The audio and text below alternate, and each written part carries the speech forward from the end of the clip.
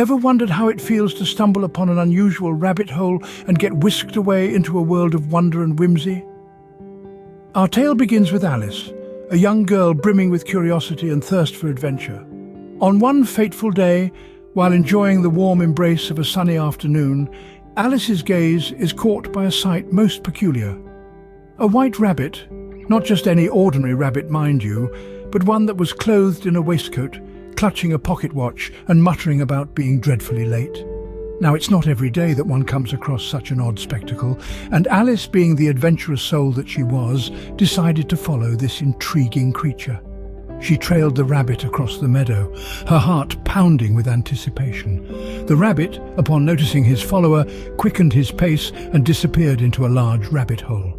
Without a second thought, Alice followed suit, her curiosity getting the better of her. As she leapt into the rabbit hole, she felt a strange sensation, as if she were falling into an abyss of the unknown. Down, down, down she went, the walls of the rabbit hole whizzing past her. It felt as though the fall would never end. But this was no ordinary fall. As she descended deeper into the rabbit hole, Alice noticed that the walls were lined with cupboards and bookshelves. Maps and pictures hung upside down, an odd assortment of things that one wouldn't expect to find in a rabbit hole. It was as if she had stepped into another realm, a world where the ordinary rules of reality seemed to have taken a holiday. Alice, though startled, was filled with a sense of excitement. She felt as though she was embarking on an extraordinary journey, a journey that promised a world filled with wonder and whimsy, a world unlike any she had ever known. And so, Alice tumbles down the rabbit hole, unknowing of the incredible adventure that awaits her. Imagine attending a tea party where time has gone haywire, and the nonsense is the only sense. As Alice continues her journey, she stumbles upon the most unusual tea party, hosted by none other than the Mad Hatter, the March Hare, and a rather sleepy dormouse. This is no ordinary tea party, mind you. It's a tea party where time has taken a hiatus, and the attendees are forever stuck at 6 o'clock in the evening. The Mad Hatter, with his large hat and even larger personality, is a character like no other. He speaks in riddles and nonsensical phrases, making Alice scratch her head in confusion. But that's the beauty of it, isn't it? In a world where everything is upside down, the absurd becomes the norm. Then there's the March Hare. If you thought the Hatter was peculiar, the Hare takes it to a whole new level. He's boisterous, he's chaotic, and he's strangely endearing, making bizarre remarks and throwing things around with abandon. And let's not forget the sleepy dormouse, who, despite his constant state of drowsiness, contributes his own share of strange anecdotes and stories. His sleepy mumblings only add to the delightful absurdity of the event. The tea party is a whirlwind of laughter, confusion, and riddles. Riddles that make no sense, yet are the highlight of the conversation. Alice finds herself both perplexed and amused, drawn into the madness that is both baffling and captivating.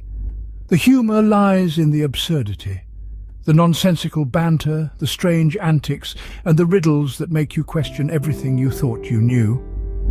It's a world where logic is thrown out the window, where the impossible becomes possible, and where the madness is, in fact, the only sanity. Bewildered and amused, Alice leaves the tea party, carrying with her the essence of the madly delightful encounter. An encounter that's as baffling as it is fascinating, as maddening as it is delightful. It's a tea party that Alice and you, dear listener, will surely never forget. Opening. What if you played a game of croquet where hedgehogs are the balls, flamingos are the mallets, and the stakes are your life? Well, welcome to the Queen's Croquet Ground. Here, in the heart of Wonderland, Alice finds herself in the most peculiar game of croquet she's ever played. Imagine, if you will, the astonishment of trying to manage a flamingo as your mallet and a hedgehog as your ball. It's a game where the rules are as elusive as the Cheshire Cat's grin, and the players are just as unpredictable.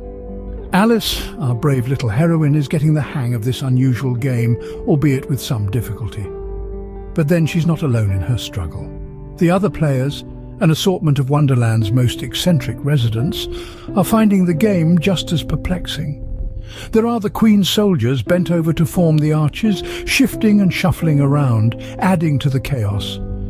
The Queen herself, a figure of fiery temperament, presides over the game. She's a sight to behold with her heart-shaped hairdo and her flaming red gown. But it's not her appearance that strikes fear in the hearts of the players. No, it's her infamous line that echoes around the croquet ground.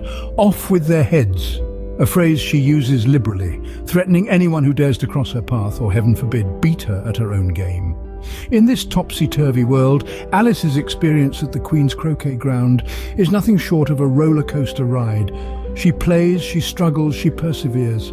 She meets a cast of characters so quirky they'd give the Mad Hatter a run for his money.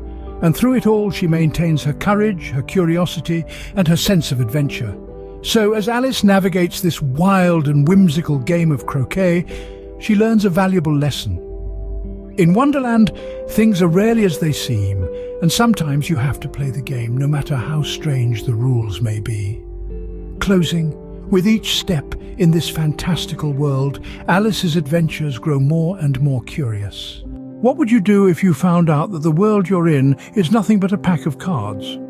Now let's talk about Alice, our brave young protagonist in this whimsical tale. A girl who dares to question the absurd and stand up to the irrational. Alice, who was once a curious observer, gradually finds herself growing more self-aware and courageous in this fantastical world. As she navigates the peculiarities of Wonderland, she begins to understand that things are not always what they seem. In the face of the Queen's irrationality, Alice does not bow or cower. Instead, she stands her ground, her voice steady and her eyes clear. She challenges the Queen's nonsensical rules and unjust judgments. A simple child, you might say, but in her simplicity, Alice embodies a profound wisdom and bravery. As Alice confronts the Queen, the scene spirals into chaos. The characters that once seemed so real, so formidable, begin to falter. They lose their form and their grandeur, their identities crumbling until they are revealed to be what they truly are, a mere pack of cards. Isn't it fascinating how Alice's realization shakes the very foundations of Wonderland? It's a powerful moment that signifies Alice's growth and transformation. She's no longer the little girl who fell down the rabbit hole. She's a young lady, brave and wise, who dares to question the world around her. In this tale of whimsy and wonder, Alice teaches us a valuable lesson. She shows us that it's okay to question the irrational, to stand up against the unjust. She shows us that sometimes the world we live in might just be a pack of cards, and it's up to us to see through the illusion. In the face of irrationality, Alice finds her voice and courage, standing tall amidst the chaos. Alice's journey is not just an adventure, my friends, but an exploration of self-awareness and courage, a testament to the power of a brave heart and a questioning mind. Have you ever woken up from a dream so bizarre, so vivid, that you could swear it was real? This is the very question Alice must ask herself as she stirs awake, her eyes fluttering open to the familiar sights of home. She finds herself resting peacefully on her sister's lap, far away from the peculiar creatures and the enchanting world she'd just been a part of.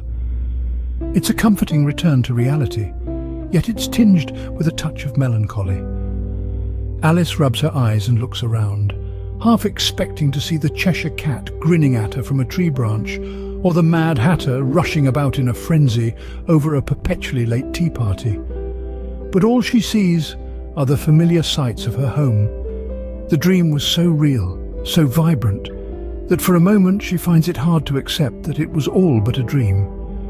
Yet as she slowly comes to terms with her return, Alice can't help but smile. Wonderland, with all its eccentricities and oddities, was a place where she had experienced a whirlwind of emotions. She had felt fear, confusion, excitement, and even a sense of wonder. She had met characters that were as strange as they were endearing. She had ventured into the unknown, solved riddles, stood up to tyrants, and, in the process, discovered a strength within her she never knew existed. In her heart, Alice knows that she will always carry a piece of Wonderland with her. It's a place that has changed her, made her see the world in a different light. Now every rabbit hole might lead to a new adventure, every tea party could be a gathering of fascinating characters, every deck of cards could be a kingdom of hearts. Alice's dream of Wonderland might have ended, but its influence on her is everlasting. It has awakened in her a sense of adventure, a curiosity for the unknown, and a courage to face whatever comes her way. And so, Alice wakes from her dream of Wonderland, forever changed by her incredible adventure.